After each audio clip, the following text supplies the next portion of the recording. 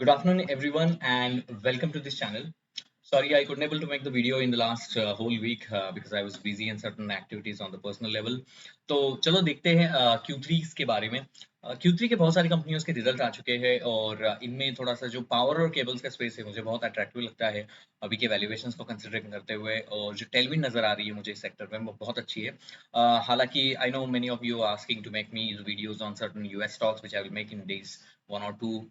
Specially अभी US में बहुत सारी जो स्टॉक है सॉफ्टवेयर लेवल्स के ऊपर वो बहुत ही अच्छे वैल्यूएशंस के ऊपर अवेलेबल है। तो इसको डिटेल में समझेंगे आज और कल के इस दिन में।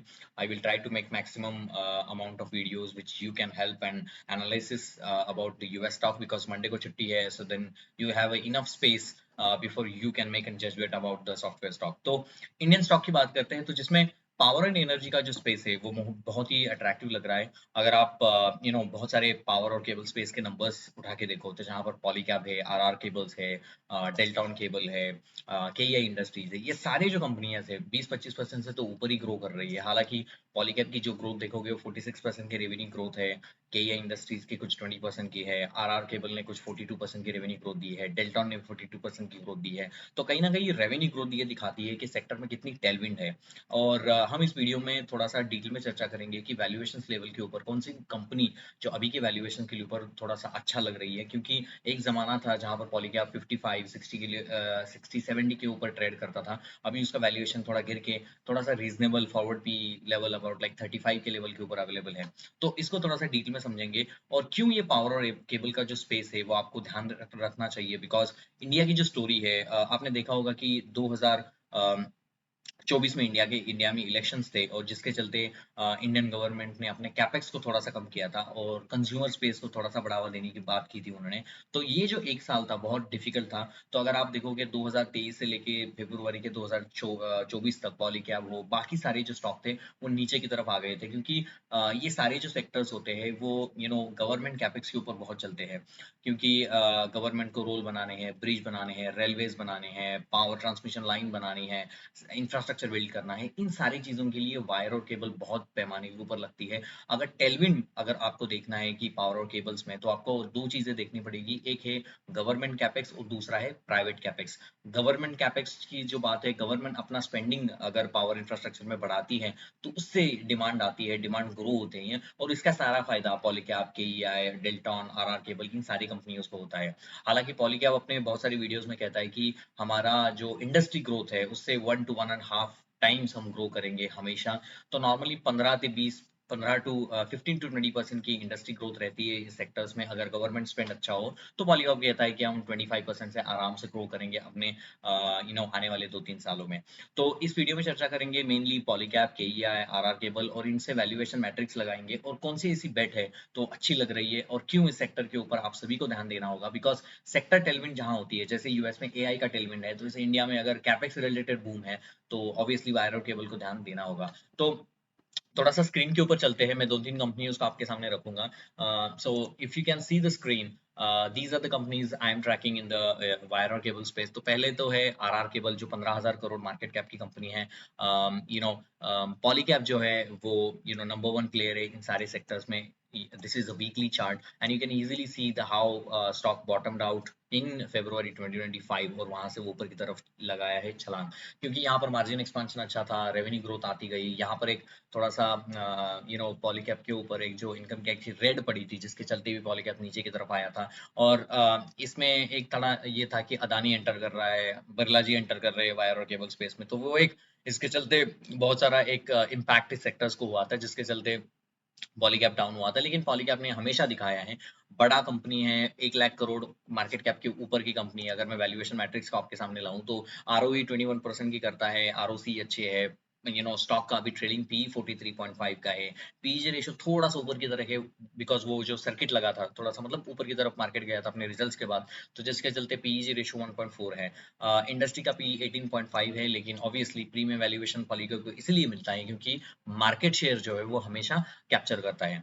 तो दूसरी कंपनी है जिसका नाम है केईआई इंडस्ट्रीज, वो थोड़ा सा 43,000 करोड़ मार्केट कैप की कंपनी है। आपने देखा होगा कि रॉयल चैलेंजर्स बैंगलोर जो कंपनी है, सॉरी जो आईपीएल की टीम है उसके ऊपर वो केईआई लगा होता है, तो ब्रांडिंग के ऊपर बहुत अच्छा काम over the period of time इसमें किया है। तो डिमांड की तो इशू इस सेक्टर में कभी रहती नहीं है। ओनली थिंग इज की कैपेसिटी आप किस तरीके से ऐड करते हो, डिमांड को किस तरीके से कैटर करते हो और मार्केट शेयर को आप किस तरीके से कैप्चर करते हो, इसी के ऊपर सारा खेल ये पावर और केबल स्पेस का है। क्योंकि अगर इंडिया में देखो तो इंडिया अभी भी 4.85 ट्रिलियन की इकोनॉमी है, ऊपर की तरफ अभी भाग रही है। गवर्नमेंट ने अपने कैपेक्स को फिर से एक बार अपने इलेक्शंस के बाद 28% ईयर ऑन ईयर इंक्रीज किया है अपने कैपेक्स को, तो इसका सारा फायदा इन सारी कंपनियों को मिलता है। दूसरी एक चीज, इंडिया में अभी आपने देखा होगा, बजट सुना होगा, जहां पर हमारे फाइनेंस मिनिस्टर ने कहा है कि इंडिया में जो भी डेटा सेंटर लगाएगा 47 तक उसको टैक्स फ्री किया है। तो डेटा सेंटर्स में ये वायर केबल लगते हैं, सेमीकंडक्टर्स में लगते हैं, सोलर पैनल्स में लगते हैं, ईवीज में लगते हैं, तो बहुत सारी टेलविंड है इस सेक्टर में। इसीलिए हमें एज इन्वेस्टर इन सेक्टर्स के ऊपर ज्यादा ध्यान देना होगा कि किस तरीके से ये सेक्टर परफॉर्म करता है। तो केए इंडस्ट्रीज ये कंपनी है और आरआर केबल, ये तीन को मैं अगर आपके सामने रखूं तो I think it makes more sense compare to the Delton cable, जहां पर प्रॉफिट की जो ग्रोथ है वो रेवेन्यू ग्रोथ से बहुत ही कम है। तो इसलिए मैं उसको डिनाई करूंगा to look into those things. लेकिन आरआर केबल जो कंपनी है अट्रैक्टिव लगती है। 34 का ट्रेलिंग पी है, पीई रेशियो 2.6 है, तो कंपनी अच्छी है, परफॉर्मेंसेस अच्छी है, इसको डिटेल में समझेंगे। तो पॉलीकैप का अगर मैं नंबर्स के ऊपर if I come to a Polycab results, तो पॉलीकैप ने अपने Q3 के नंबर्स को 46% से ग्रो किया है। लेकिन यहाँ पर आप देखो कि 34% से ईबिटा ग्रो किया है, प्रॉफिटेबिलिटी 36% से ग्रो की है। ये हमें क्या शो करता है? ये हमें ये शो करता है कि कहीं ना कहीं आपके मार्जिन जो है वो कॉन्ट्रैक्ट हुए हैं, क्योंकि आपका रेवेन्यू 46% से ग्रो कर रहा है, लेकिन आपका जो प्रॉफिट है वो 36% से ग्रो कर रहा है। और यहाँ पर आप देख ही रहे हो कि -5% Q N Q EBITDA degrow किया है और प्रॉफिटेबिलिटी -9% से डी ग्रो की है। इसका रीजन क्या है? इसका रीजन है कमोडिटी प्राइसेस। आपने देखा होगा कि इंडिया में नहीं तो ग्लोबली कॉपर और एल्यूमिनियम के प्राइसेस पिछले एक साल से लगभग लगभग डबल हो गए हैं। तो 50% कॉपर तो भी बढ़ा है, एल्यूमिनियम 25% बढ़ा है, और इसकी सबसे ज्यादा जो ग्रोथ हुई है वो अप्रैल से लेके अभी तक जनवरी फेब तक हुई है, जहां पर 35% से कॉपर के प्राइसेस बढ़े हैं, 20-25% से एल्यूमिनियम के प्राइसेस बढ़े हैं। और इसका सबसे ज्यादा जो ग्रोथ है कॉपर का, वो दिसंबर मंथ में हुआ है, लगभग लगभग 10 या 11% से कॉपर के प्राइसेस बढ़े हैं। कॉपर और aluminium are the main ingredients of the raw material which you make for the cable and wire. Cable जो पावर ट्रांसमिशन लाइंस में लगते हैं, हैवी मशीनरीज में लगते हैं, रेलवेज में लगते हैं, तो बहुत बड़ा काम केबल का होता है। वायर जो है वो इंडस्ट्रियल यूज के लिए होता है। हमारे घरों में बहुत सारे अगर रियल एस्टेट बढ़ेगा, बहुत ज्यादा अफोर्डेबल हाउसिंग स्पेस ऐड होगा, तो ऑब्वियसली वहां पर आपका वायर लगता है। तो वायर और केबल जो एक बड़ा सेगमेंट है जिसकी ग्रोथ कैपेक्स से आती है, गवर्नमेंट कैपेक्स से आती है, और जहां पर इंपॉर्टेंट रॉ मटेरियल होता है कि कॉपर और एल्यूमिनियम। अगर कॉपर और एल्यूमिनियम के प्राइसेस ऊपर की तरफ भागते हैं तो इन सारी कंपनियों को प्रॉब्लम होता है। अगर उनके पास एक ही ऑप्शन है कि जो वो कॉपर और एल्यूमिनियम के प्राइसेस इंक्रीज होते हैं उसको पास ऑन करना कंज्यूमर के पास, उसको पास ऑन करना इंस्टीट्यूशंस को, जो कि एंड यूजर्स है, रेलवेज हो या गवर्नमेंट बॉडीज हो, एनटीपीसी एनएचपीसी जैसी कंपनीज हो, जिनको पास ऑन करना। अगर ये रॉ मटेरियल को पास ऑन वो कर पाते हैं तो ठीक है, अगर वो पास ऑन नहीं कर पाते हैं तो मार्जिन प्रेशर इनको लेना पड़ता है। तो इसकी वजह से अगर आपने देखा होगा कि बहुत सारी कंपनियों ने अपने कॉन कॉल में, Q3 का अगर कॉन कॉल आप जाके देखोगे, पॉलीकैप तो बहुत बार इसका नाम लेता है कि रॉ मटेरियल प्राइसेस की वजह से इनको थोड़ा अपने स्ट्रेटजीज में चेंज लाना पड़ता है। बिकॉज ऑब्वियसली होता क्या है कि रॉ मटेरियल प्राइसेस बहुत तेजी से ऊपर भागते रहती है, डिमांड तो है, लेकिन हर सारे जो एंड यूजर्स होते हैं जो इस सारी चीजों को कंज्यूम करते हैं उसका बजट भी बढ़ जाता है। ऑब्वियसली जब आप पास ऑन करोगे तो उनका बजट इस तरीके से बढ़ जाता है। तो ये सारी चीजें बहुत डायनेमिक्स प्ले करती हैं पावर और केबल स्पेस में। आप कभी भी जिंदगी में पावर और केबल स्पेस को अगर डिफाइन करोगे तो एल्यूमिनियम और कॉपर के प्राइसेस कहाँ है, अगर वो स्टेबल है तो भी ठीक है, अगर वो वोलाटाइल है वो अच्छा नहीं है। क्योंकि बहुत सारे लोग क्या करते हैं कि अगर मान लो कि पॉलीकैप जैसी कंपनी को आपके सामने लाता हूँ, तो पॉलीकैप क्या करता है, अपना जो वायर और केबल बेचता है वो डिस्ट्रीब्यूटर के थ्रू बेचता है। बहुत ही ऐसा कम बिजनेस जो है वो एंड यूजर के साथ वो ज्यादा करता है, लेकिन बहुत सारा बिजनेस वो डिस्ट्रीब्यूटर से करता है। तो डिस्ट्रीब्यूटर क्या करता है, केबल और वायर को पहली इन्वेंटरी में अपने ला के खड़ा कर देता है, लेकिन वो फिगर सेल्स में दिखती है पॉलीकैप की, क्योंकि पॉलीकैप सेल करता है डिस्ट्रीब्यूटर को।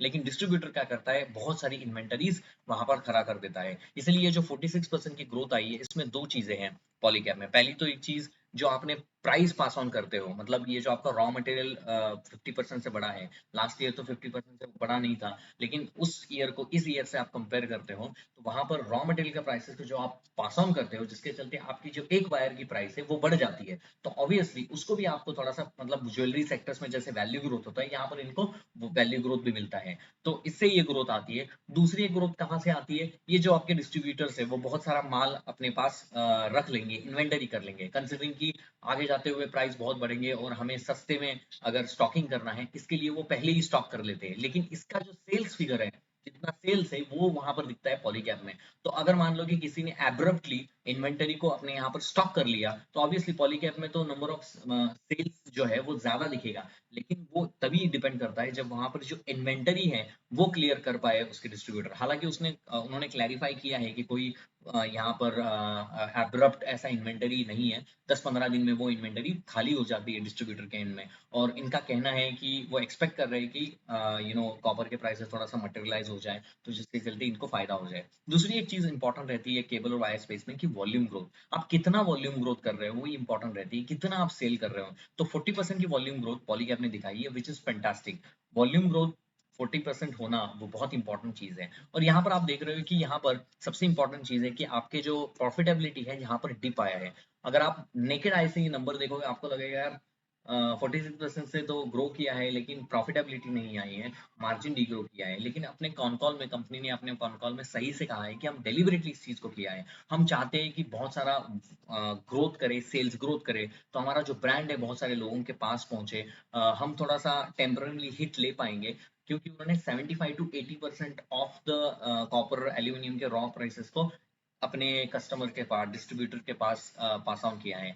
इन्होंने सारी जो प्राइसेस है उसको पास ऑन नहीं किया है। Comparatively KEI, comparatively delta and केबन, इन्होंने क्या किया है, जो भी रॉ मटेरियल प्राइसेस को इंक्रीज किया वो सारा पास ऑन किया अपने इंड यूजर्स को, डिस्ट्रीब्यूटर को, अपने कस्टमर्स को। लेकिन पॉलीकैब ने स्ट्रेटेजिक डिसीजन लिया कि 75-80% से ही हम इसको पास ऑन करेंगे, हम थोड़ा सा मार्जिन पे ऊपर हिट लेंगे, हम जो इंक्रीज जो है इसका रॉ मटेरियल प्राइसेस का, वो अपने कंज्यूमर को अपने प्रोडक्ट के थ्रू ग्रेजुअली इंक्रीज करेंगे, which I believe is a great strategy. अगर 11% के दिसंबर मंथ में आपके जो रॉ मटेरियल के प्राइसेस बढ़े और 11% से आप अगर प्राइस बढ़ा देते हो, तो ऑब्वियसली बहुत इंपैक्ट आएगा आपके बिजनेस के ऊपर, क्योंकि आपने बहुत सारी कैपेसिटी में भी पैसे लगाए हैं, आपको पैसा आना चाहिए, सो बहुत सारी चीजें इसमें आती हैं। तो Polycab is playing the game very very well, क्योंकि उन्होंने कहा कि हम ग्रेजुअली अपने प्राइस को पास ऑन करेंगे अपने कस्टमर्स के साथ।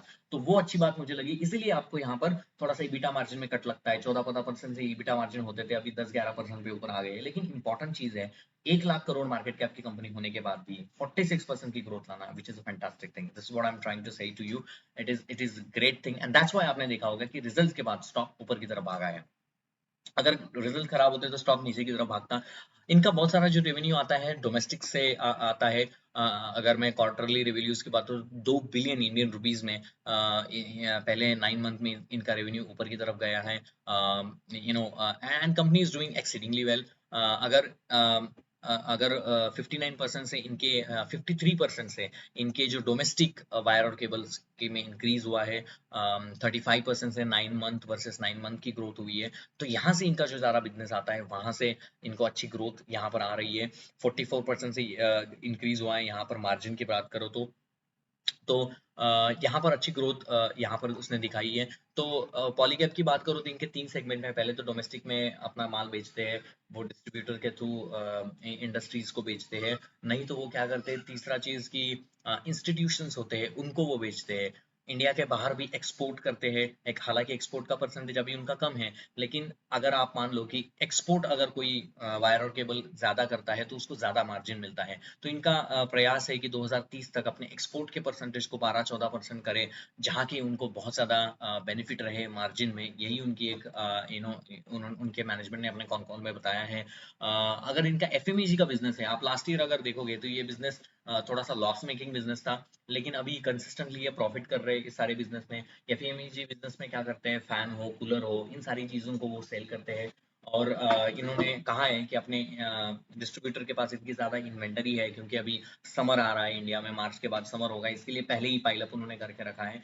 तो अगर वो इन्वेंटरी अच्छी तरीके से होती है, इंडिया में समर अच्छा जाता है, तो फैन कूलर की सेल अच्छी रहेगी। तो इनका मानना है कि ये जो सेक्टर है एफएमईजी, तो ये भी अच्छा करेगा। यहाँ पर 17% की ग्रोथ वाई वाई लेवल के ऊपर यहाँ पर इन्होंने की है। बाकी एपीसी का बिजनेस करते हैं, लेकिन एपीसी का बिजनेस कम करते हैं।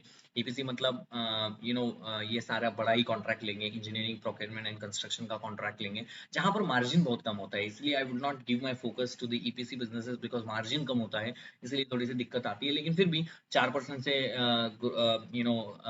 क्वार्टर ऑन क्वार्टर उन्होंने ग्रो किया है। क्वार्टर ऑन क्वार्टर 4% से ग्रो किया है, लेकिन 9 मंथ में 12% से इन्होंने ग्रो किया है। तो ग्रोथ अच्छी है पॉलीकैब की। और ईबिटा मार्जिन अभी 12.7% का है, पैट मार्जिन 8.3% का है। इन्होंने गाइडेंस दिया है कि इंडस्ट्री से 1.5 ग्रो करेंगे, तो मतलब 25% का इनका गाइडेंस है। गाइडेंस को हमेशा बीट करते हैं। और इनका जो कैपेक्स बिजनेस है, मतलब ये ग्रोथ को सस्टेन करने के लिए जो कैपेक्स में पैसा लगाना है, उनका कहना है कि हम 1200 तो 1600 करोड़ का हर साल कैपेक्स करेंगे, जिसमें से पहले 9 मंथ में 1100 करोड़ का उन्होंने पहले ही कैपेक्स कर दिया है। तो कैपेक्स में नंबर 1 टू नंबर 1 मार्क है। इसीलिए there is a difference between the KEI and the difference between the Polycab. अभी पॉलीकैब एंड द केईआई में थोड़ा सा बिजनेस है। और दूसरी चीज, ये जो वर्किंग कैपिटल का नंबर है, वो भी मुझे थोड़ा सा अट्रैक्टिव लगता है। 44 हुआ करता था, अभी वर्किंग कैपिटल डेज है उसको कम करने में सफल रहे हैं। 34 नेट वर्किंग कैपिटल डेज है। जितना कैपिटल वर्किंग डेज कम होगा, उतना ज्यादा कैश फ्लो में इनका फायदा रहेगा। तो ये कंपनी उसी के ऊपर थोड़ा सा कंसिस्टेंटली अभी काम कर रही है, and they are doing exceedingly good job on to this. तो पॉलीकैब, अगर मैं ओवरऑल नंबर्स के पैमाने के ऊपर देखूं, स्ट्रैटेजिक डिसीजन था अपने कॉस्ट को पूरी तरीके से पास ऑन ना करना। 75% ही पास ऑन किया है। मैनेजमेंट ने कहा है कि we will do exceedingly well in the Q4 in terms of in terms of our sales. Marketing branding के ऊपर थोड़ा सा खर्चा उन्होंने किया है। मैनेजमेंट ने क्लैरिफिकेशन दिया है कि बिकॉज ऑफ दिवाली, तो वहाँ पर हमें थोड़ा सा खर्चा करना पड़ता है। फेस्टिव सीजन में लोग ज़्यादा आपके ये जो वर्ल्ड कप आ रहा है, यहाँ पर भी थोड़ा सा ब्रांडिंग करने की कोशिश करेंगे, तो इसलिए एडवर्टाइजिंग का खर्चा थोड़ा सा ज़्यादा था। केईआई के थोड़ा सा मैं पैरेलली बात करूँ, तो अगर मैं केईआई के नंबर को आपके सामने उठा के लेके आऊँ, तो यू कैन सी यहाँ पर 19.5% की ग्रोथ रही है। तो ग्रोथ बहुत ही कम है कंपेयर्ड टू पॉलीकैब। लेकिन यहाँ पर आप देखो कि 39% से ईबिटा बढ़ा है, 42% से पैट बढ़ा है। अभी आप सोचोगे कि यार बहुत अच्छे नंबर है यहाँ पर, तो पैट अच्छा बढ़ रहा है, लेकिन रेवेन्यू आपका 19% से बढ़ रहा है, विच इज वेरी बैड। ये रेवेन्यू क्यों इतनी कम तरीके से बढ़ रहा है? वो इसलिए बढ़ रहा है क्योंकि इनकी जो कैपेसिटी है, मतलब डिमांड इतनी ज्यादा है, तो उनके लिए सप्लाई नहीं है। मतलब केबल और वायर इनके पास नहीं है। इनके पास डिमांड है, लेकिन उसको कैटर करने के लिए उनके पास मटेरियल नहीं है। इसके लिए उनको 700 करोड़ का भी कैपेक्स कर रहे हैं सानन प्लांट में। तो सानन प्लांट का कैपिटलाइजेशन जब पूरी तरीके से होगा FY 27 में, तब जाके इनका कहना है कि हम रेवेन्यूज में बहुत अच्छी तरीके से ऐड कर पाएंगे। तो कंपेयर टू पॉलीकैब, जहां पर वो 1100-1200 करोड़ का हर टाइम कैपेक्स करते हैं हर साल, लेकिन मुझे लगता है कि केईआई स्ट्रेटेजिकली इसमें फेल हो चुका है, क्योंकि इनके पास डिमांड तो अच्छी है कंपेयर टू पॉलीकैब, लेकिन उनको कैटर करने के लिए इनके पास सप्लाई नहीं है। इनके पास इतने प्लान नहीं है कि जहां पर वो मैन्युफैक्चर जल्दी से जल्दी पावर वायर और केबल को करे और अपने कस्टमर्स को बेचे। तो वो प्रॉब्लम की वजह से केईआई थोड़ा सा लगाट रहता है। केईआई में थोड़ा सा यही प्रॉब्लम रहता है कि थोड़े से मार्जिन ऊपर नीचे बहुत ज्यादा कर जाते हैं। आपने देखा होगा कि यहाँ जो ग्रोथ आई है, ये जो यहाँ पर आपको जो ग्रोथ दिख रही है प्रॉफिटेबिलिटीज में, ईबिटाज में, वो मेनली इसकी वजह से दिख रही है क्योंकि इन्होंने जो सारी जो रॉ मटेरियल की कॉस्ट की जो पावर थी, वो अपने कस्टमर को पास ऑन कर दी है, जिसके चलते इनको थोड़ा सा प्रॉफिटेबिलिटी मैट्रिक्स में अच्छा ये मिल चुका है। लेकिन केईआई का मैं आपको एक दिखाना चाहूंगा। केईआई का पीई है 50, पॉलीकैब का पीई है 43, और आरआर केबल का पीई है 34। ये कैपेक्स रन रिलेटेड बिजनेसेस होते हैं, तो मैं उसको देखूंगा ईवी टू ईबिटा के मल्टीपल्स के ऊपर। आरआर केबल 20.9 का ईवी टू ईबिटा मल्टीपल है।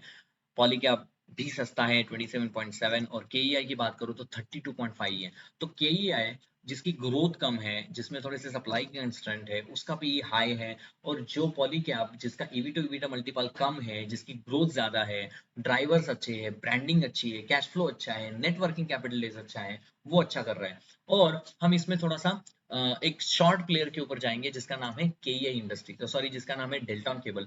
डेल्टॉन केबल ये जो कंपनी है, अगर मैं मानूं तो इसमें भी 42% का रेवेन्यू ग्रोथ किया है इस क्वार्टर में। लेकिन मैं इसमें एडजस्टेड ईबिटा की बात करूं तो वहां पर बहुत कम तरीके से 58% से बढ़ा है, लेकिन पैट देखो 11% से पैट बढ़ा है, तो ये थोड़ा सा अच्छा मुझे नहीं लगता है, obviously because of the labour code and all sorts of things. ये देखो adjusted EBITDA is adjusting exceptional item, तो एक्सेप्शनल आइटम के चलते इनको थोड़ा सा ये हुआ है। लेकिन मुझे ऐसा लगता है कि अगर आप आरआर केबल को लगेंगे तो that will be a very critical game changer for you, because they are I mean performing really really well.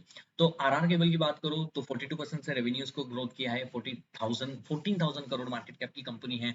39% से अपने ग्रॉस प्रॉफिट को मतलब ग्रॉस मार्जिन को ग्रोथ किया है। ईबिटा मार्जिन जो है वो 80, ईबिटा जो है वो 86% से बढ़ा है। पैट जो है वो 72% से बढ़ा है। पैट मार्जिन 4.7 का है।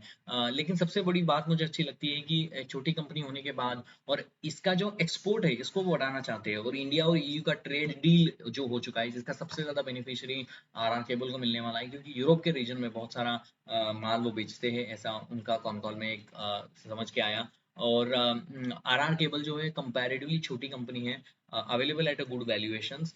There is no buy and sell recommendation, but I'm telling these things because demand इतनी अच्छी है। देखो 42% से रेवेन्यूज को ग्रो करना, it's not the you know easy thing. अगर इसका देखो तो 90% ऑफ बिजनेस इनका वायर और केबल से आता है, 10% एफएमईजी से आता है। अगर एक्सपोर्ट की बात करूँ, ये देखो 27% का एक्सपोर्ट इन्होंने पहले 9 मंथ में किया है।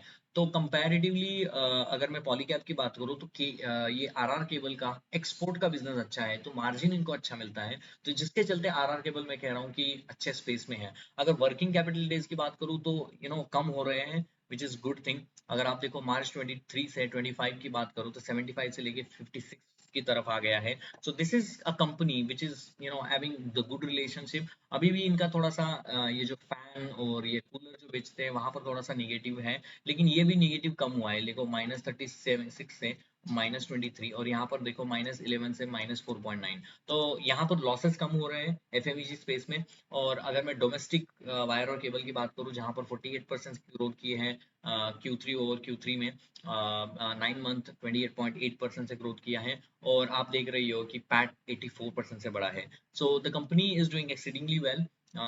इनके मार्जिन भी जो है वो रीजनेबली अच्छे हैं, तो इसीलिए I would like to have some companies from my portfolio to have an exposure on the cable and wire space.